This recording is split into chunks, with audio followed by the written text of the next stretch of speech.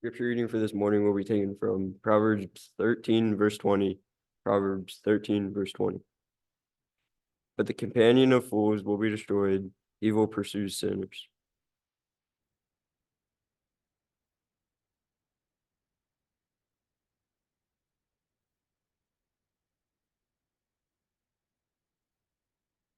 Good morning.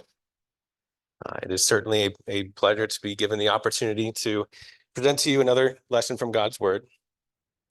This morning, as you see from the screen, we're going to talk about role models. And there's a couple of reasons for this. Number one, I've noticed that children kind of have a multiplicative effect. And what I mean by that is I've noticed that I'll say a phrase that I don't find annoying, and then I hear it from a smaller person like 1,000 times. And I'm like, wow, I probably shouldn't have said that. Or what was I thinking? It's just a throwaway comment. I didn't think about it, but there's more eyes on me than I realized. And number two, Lord willing, come March, I'll have a couple new little eyes looking up to me now. And I was like, I could get my act together here, make sure that I'm a proper role model so that someone would actually look up to me and I'm, doing the right things. So that kind of led to me talking about role models. So simply put, this morning, I want to look at the importance of role models, both from finding the right role models and being good role models. Second, look at some examples, some bad and good from both Old and New Testament to kind of give us a little mix of everything. And then some general takeaways for us, things that hopefully we can apply to our lives, kind of take away from this, and hopefully some more actionable kind of things to work on. And so starting with the importance, over in Proverbs chapter 1, verse 8, it says, "Listen, my son, to your father's instructions, and do not forsake your mother's teaching." And up until recently, I thought this was always on the son. It's like the son, pay attention to the father, pay attention to the mother, make sure you follow what they do. Well, now that I'm about to enter the other side of this, I'm like, wow, I need to make sure my instructions are pretty good. I need to make sure that I give out these good instructions so that I'm not passing on bad traits or annoying things or sinful actions and sinful behaviors. I need to make sure that I am being a good role model in addition to paying attention to role models. And I think this applies to everybody because we all had parents, at some point. We don't have them now, but I often still refer to mine. Sometimes recently it's mostly been the vehicular mechanical needs of my father, but there's all sorts of needs where I still refer to my parents for all sorts of things still, even today. So the job kind of never ends, I don't think. And maybe it was supposed to, and sorry, mom, dad, but it hasn't with me. But I think it's an ongoing thing that we can all kind of appreciate. And so over in Proverbs chapter 13, verse 20, our scripture reading says, "Walk with the wise and become wise, for a companion of fools suffers harm." And I just wanted to stress the importance of the people that are around you, because they inevitably become sort of role models to you. And the scary part is I don't think that all the time we recognize that's happening. And I have a really silly example of this. I used to watch this TV show that was made in Britain. And at the end of it, every time someone said a phrase, they would end it with like, yeah, with a question mark. I started talking like that. I'm not British. And I didn't realize I was doing it was the scary part. It was actually Zach that called me out for it. I was talking. He's like, "Why do you do that?" I was like, "What are you talking?" I don't do that. Like that's not a Jordan trait. And he's like, "No." I'm like, "Oh, it's that show." I'm like, the British corrupted me. They influenced me in ways that I just didn't even realize. And that's why it's important to make sure that we're surrounded by people because inevitably they're going to affect how we act. I know that's a silly example, but in our lives, I know sometimes we may hang out with people that they do things that we're like, I don't approve of that. I'm not Christians don't do that. I don't do that, but it's okay that you do it, but we can still be buddies. It's going to rub off on you. It's going to affect you. And the scary part is I don't know that we always pick up on that. So just beware. This is kind of mirrored over in 1 Corinthians chapter 15 and verse 33. "Do not be misled. Bad company corrupts good character." It's just the New Testament version, basically, of that kind of verse where it's just like, make sure that you surround yourself with good people. Make sure your company is not bad because it can and will corrupt you eventually. It doesn't matter how strong you think you are, how tough, I'm not going to let it get to me. It will. It will. So just be careful. And finally, over in Matthew chapter 23, verses 1-3, it says, "Then Jesus said to the crowds and to the disciples, the teachers of the law and the Pharisees sit in Moses' seats. So you must be careful to do everything they tell you, but do not do what they do. for they do not practice what they preach. And I know Jake just gave a lesson a few weeks ago at this point about the Pharisees, and this starts that chapter of all the will is about them. But I wanted to focus on these verses this morning because they knew what they were supposed to do. They were even talking that good game, but they weren't backing it up with actions. And as role models, we need to do that. And we talked about this in class this morning even. Children are going to act like you act, not what you say. And so, once again, selfishly, my actions now mean more because there's going to be little eyes looking at me now. I need to make sure that I'm walking the walk and not just talking the talk. In our Christian lives, we need to do exactly the same thing because a lot of times we'll be like, this is the way to do it. And then you look at that person, you see how they act, not on Sunday. You're like, wait, what? What? That's not what you said. Why are you doing that? So it's now super important for the people looking to us, because once again, lots of people are looking at us. People around you are going to kind of gain from you, and just make sure that we're doing what we say.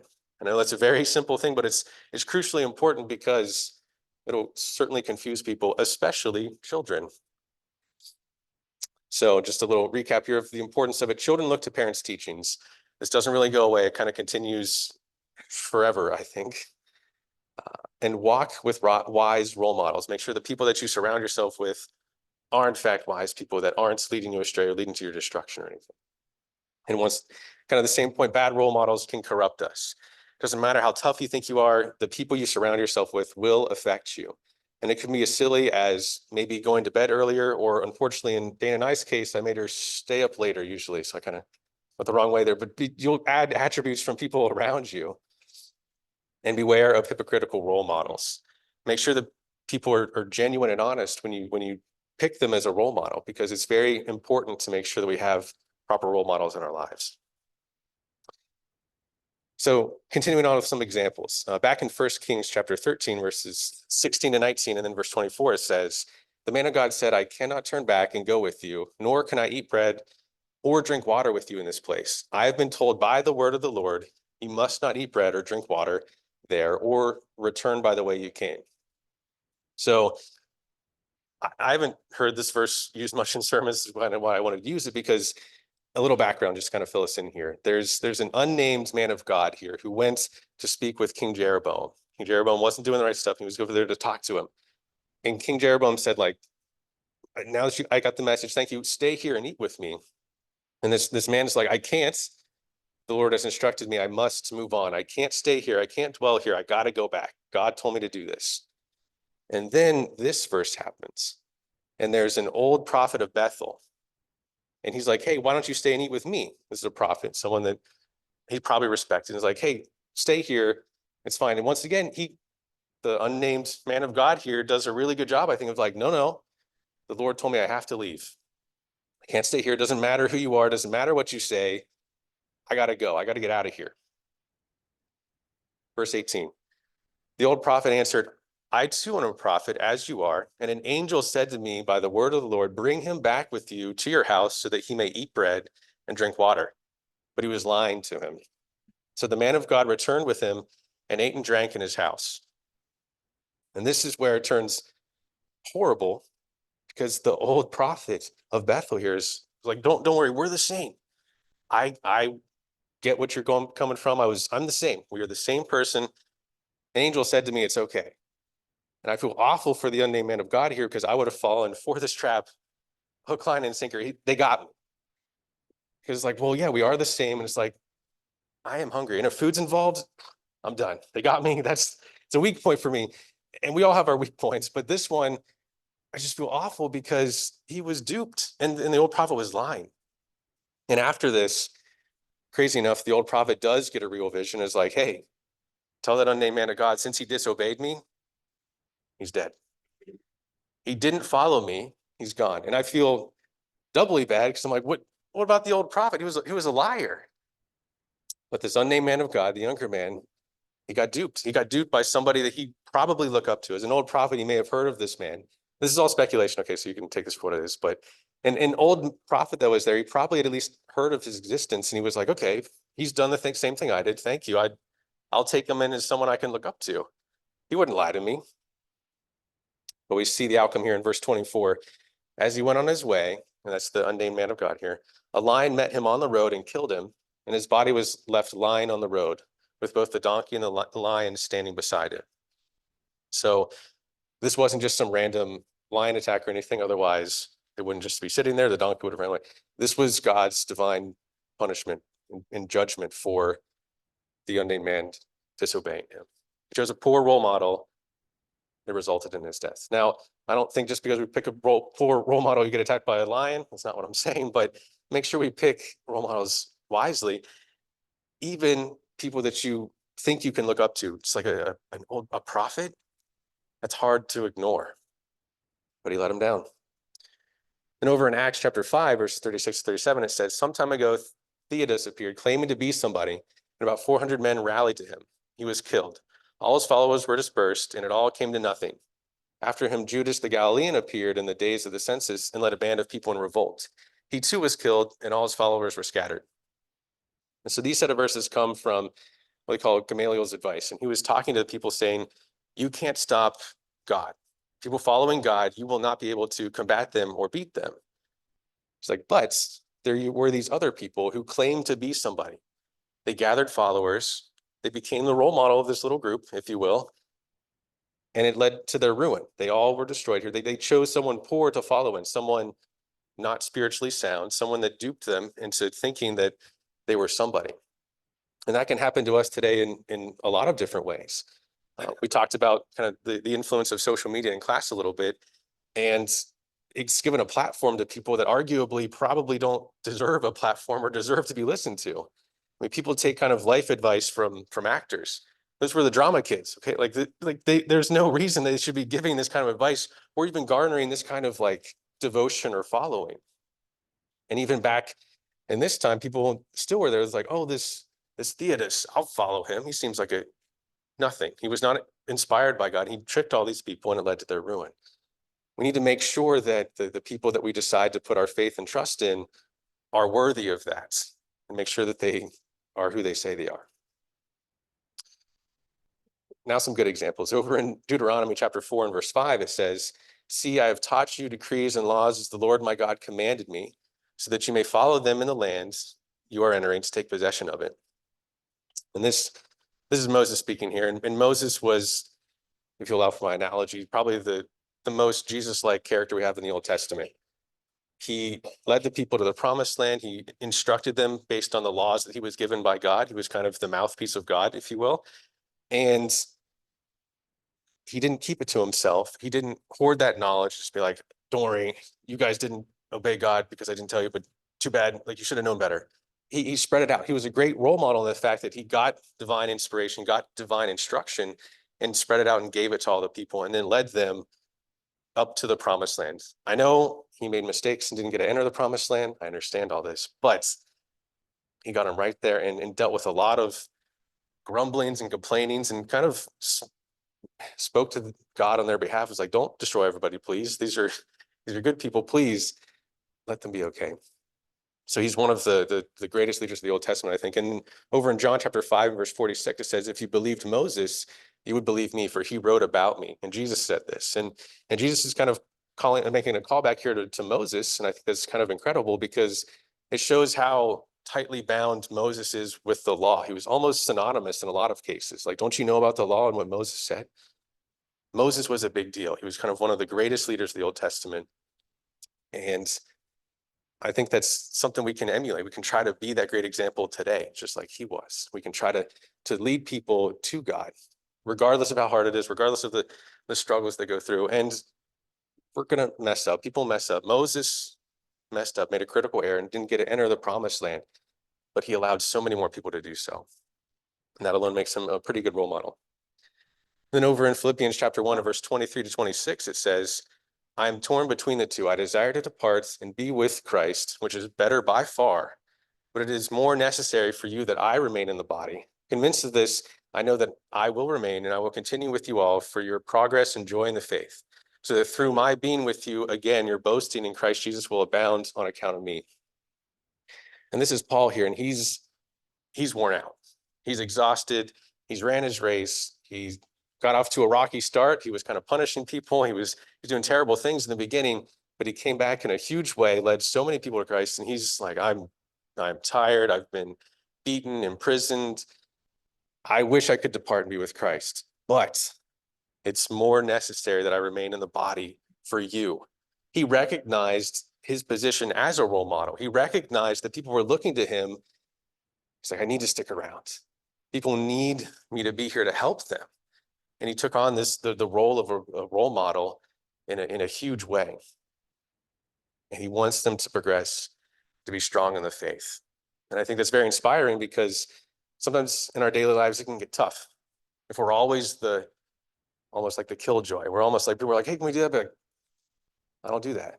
I can't partake in that. I'm sorry. I can't do that over and over again. It kind of gets, now that's a far cry from being beaten in a prison. I understand, but I think it's a very relatable thing because in life, people are going to try to tempt you to push you in different ways. And if you have to always be on your guard, but even when you're tired, you can't give up. You have to keep continuing and keep fighting through that. And then over in 1 Corinthians chapter 11, verse 1, it says, follow my example as I followed the example of Christ. And this is Paul once again saying this, and this just proves that Paul wasn't trying to garner the attention for himself.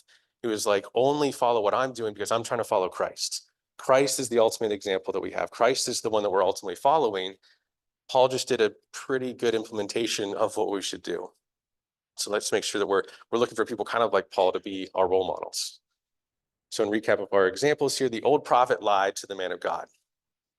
That one hurts me to my core because I would have fallen for that exact same trap. Don't fall for people just because they're in leadership positions or they have some title or something that you think elevates their knowledge or wisdom. That doesn't mean anything. Theudas and Judas tricked the people.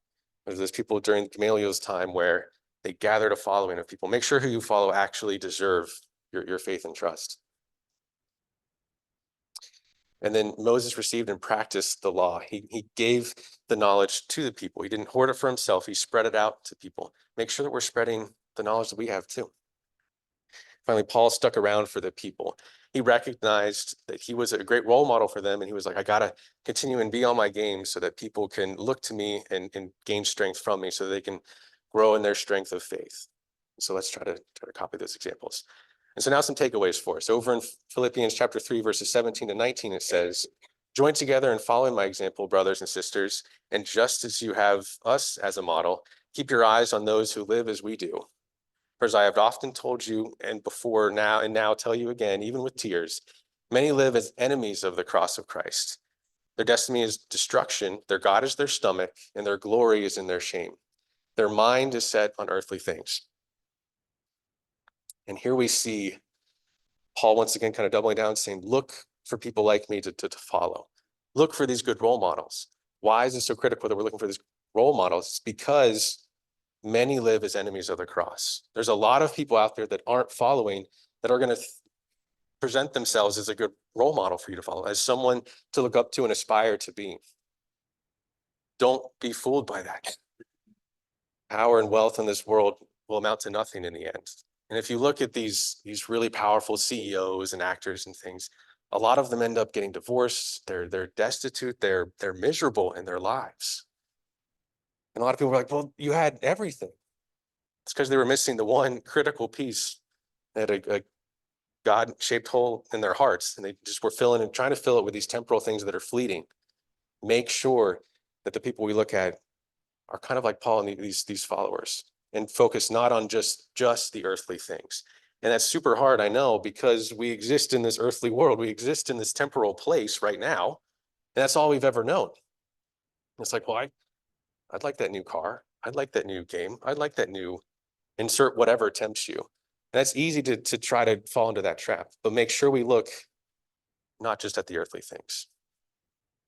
Then over in 1 Peter chapter 2 and verse 12, it says, live such good lives among the pagans that though they accuse you of doing wrong, they may see your good deeds and glorify God on the day he visits us.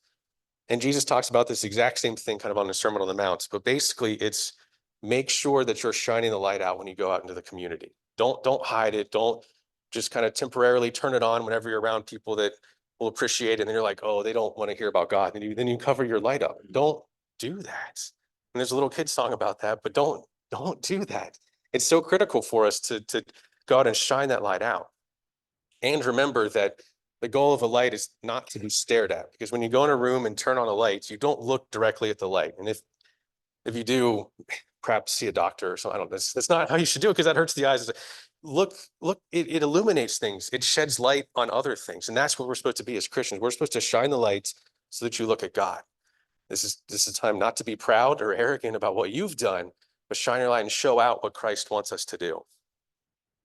Just like Paul was doing, so that people can see our good deeds, because we might be the only Bible that some people get to see. They may not read the scripture, they might go to services, but they'll see you. Be that good role model, shine that light out in the community. Over in 1 Corinthians chapter 8, verses 9 to 12, it says, "Be careful, however, that the exercise of your rights does not become a stumbling block to the weak. For if someone with a weak conscience sees you with all your knowledge eating in an idol's temple, won't that person be emboldened to eat what is sacrificed to idols?" And so we need to make sure that we don't cause other people to stumble while we're being this role model. And that means that we have to kind of meet them where they are. We have to kind of find them where they are and help them to grow. That doesn't mean you go in with this, I know what I'm doing is correct, and I'm going to keep doing it, even if it makes them uncomfortable and them uncomfortable. Now, that doesn't mean what you're doing is wrong. I'm not suggesting that, but make sure that you're conscious of the people around you, that you don't become a stumbling block for them. Because it continues here in verse 11, "So this weak brother or sister for whom Christ died is destroyed by your knowledge. When you sin against them in this way and wound their weak conscience, you sin against Christ." And this verse 11 kind of gets me, because they're like, so this weak brother or sister for whom Christ died. This person that you're just causing to stumble, this person you're causing to fall away, to struggle with their faith, Christ died for that person. You can't just throw away that. You can't just say like, well, it doesn't matter. Like, that's just one person. I know what I'm doing is correct. Doesn't matter how anyone else reacts to me. That's a foolish way to go about life. And in fact, the wrong way to go about life. Make sure that you don't cause other people to fall. Doesn't matter how correct you are. This isn't the time to show off your incredible knowledge and just be like, well, I'm sorry that affects you, but I'm correct. So let's just keep going. Because they may try to do that then and then add other things they think are correct now that are in fact wrong. And you can lead them down this terrible path because of some weird thing that you just decided to make sure they knew, to kind of show off your knowledge. Just make sure we're not causing other people to stumble. Christ does not want that. So finally, in recap of our takeaways, find those who act like Paul, ultimately Christ. Make sure that we're picking out our good role models and make sure that they're not all those people that aren't following Christ's way. Shine your light and good deeds out. Make sure that in the community where you're always the Christian we are here. You shouldn't have two versions of yourself. There should be one version of you that goes out into this world all the time. And do not become a stumbling block. Do not kind of gatekeep people from following Christ because of where they're at or what they're doing, or because you think that this one very specific thing, you're like, this is okay, and I know that makes them feel bad, but I do not care. God cared. Christ cared. Christ died for that person. We should care about them too. So in conclusion, role models play an important role in our growth. Both sides of that coin matter. We got to make sure that the people looking to us can be inspired by us as well. Luckily, we have plenty of examples to learn from. We have all these Bible examples we went over. We have plenty more where those came from. We have the people in our lives here and the people in this building here.